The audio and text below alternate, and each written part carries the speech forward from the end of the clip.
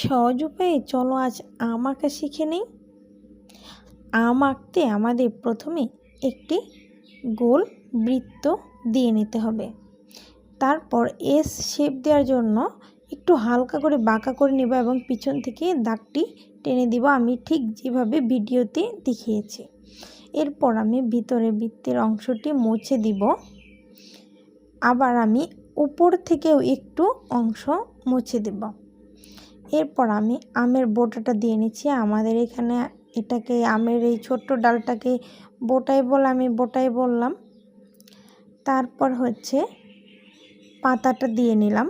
আমের পাতা যেহেতু চিকন হয় আমি চিকন করেই দিয়েছি। এরপর আমি রঙে চলে গেলাম।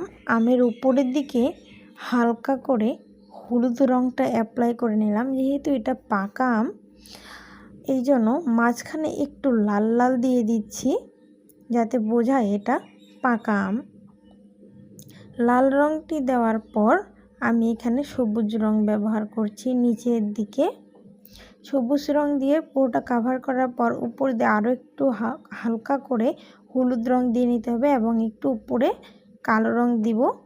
এরপর আমি পাতায় প্রথমে হালকা সবুজ রং এবং পরবর্তীতে গাঢ় সবুজ রং ব্যবহার করব। এরপর আমি একটু আউটলাইন দিয়ে নিচ্ছিলাম যাতে দেখতে সুন্দর লাগে।